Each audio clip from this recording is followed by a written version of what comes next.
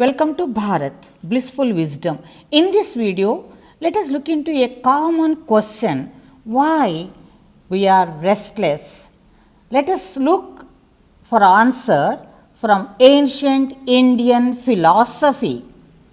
According to ancient Indian philosophical works, the universe is made up of 5 fundamental elements called Panchabhutas and 3 fundamental qualitative elements called Trigunas. Trigunas are Sattva Guna, Rajas Guna, Tamas Guna. The human body, a mini universe, is also made up of Panchabhutas and 3 gunas. When these 3 gunas are in equal proportion, activity in the world becomes static, and with imbalance in gunas, activity starts. One important point is that always one guna try to dominate other 2 gunas, and accordingly life activities change. Domination of one guna depends on our ahara. Ahara means the intake into the physical and emotional system of man through 5 sense organs such as looking through eyes, smelling, listening, touching and tasting. These make ahara. Okay, now let us look into gunas. Sattva guna is peaceful. The person in whom sattva dominates, that person works from his intuition. Such people naturally prefer sattvic food and involve in sattvic activities. Rajas dominated person is always restless and he works from his intelligence. Tamas dominated person lives in illusion and is basically naturally ignorant and works from ignorance. Thus, when Rajas dominates in a person, he becomes restless. Now, let us see how Rajas dominates. When a person takes into his system that ahara which provokes Rajas, he becomes restless.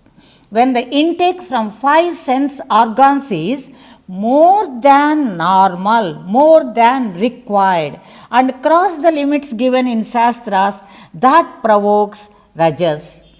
In Bhagavad Gita, Sri Krishna Paramatma speaks a lot about these gunas in 14th chapter, Gunatraya Vibhaga Yogam, and in the 17th chapter, Shraddhatraya Vibhaga Yogam. Let us look into what Paramatma says about Rajas, especially food. He Bhagavanuvāca Katva Amla Lavanat Ushna Tiksha Ruksha Vidahinaha Ahara Rajasasyesta Dukkha Sokamaya Pradaha. It means a person who takes food which is very bitter, sour, very salty, hot, pungent, scorching, giving pain, that kind of food generates more rajas in man. Whatever ahara we take through our 5 sense organs need to be normal. If we see anything more than normal and prohibited by shastras, it leads to rajas. In the same way, what we listen, eat, taste, touch are to be within normal state and are not prohibited by our shastras, which are supported by Vedas, rajas will be reduced and automatically sattva will enhance and gradually restlessness will be reduced. For us in this modern busy life, it is very necessary to be very cautious of ahara that enters into our system very tactfully. Ahara through 5 senses enter into us unknowingly and sometimes it may appears to be unavoidable and very essential. Okay, so what to do? Therefore, frequent cleansing of inner space helps a lot in this regard. Patanjali Maharshi speaks a lot about cleansing mechanism in Yoga Shastra, but that's very advanced. At present, instantly for people like us, common man, Rishis and Gurudevas suggested a few things. Let us look into what they are. First one is Upavasam or fasting. Fasting once or twice a month helps in this regard. taking mita aharam, not taking extra food than required, is called mita aharam, is of a great help to reduce rajas. Next step is to reduce rajas is enhance sattva guna. Sattva can be improved through sattvic food involving in sattvic activities such as meditation, seva, satsang, etc. Third step is preferably following family tradition with regard to food and other aharas. In this regard, it will be a great help. This is the reason that our ancient rishis were very, very strict with regard to what we have to see, listen, eat, smell. Till very recently, all followed it. The best proof is that look into the previous generation people, 99% were stress free. Even if they had problems, even when they suffered, they were free from stress. As long as we followed traditional lifestyle, stress never entered into our society.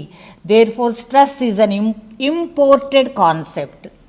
Last step and exercise is for 45 days, try to make mita and sattvika ahara through all 5 senses and try to improve sattvic ahara. To keep the bubbling motivators under control, start japa. Take one holy name of God and repeat it. While repeating, observe from where that word is generating and let this be the time pass activity. Don't be very strict like counting, time fixation, etc. No, don't do like that. Whenever there is a chance, do japa. Otherwise, any activity that can regulate the bubbling motivators may work.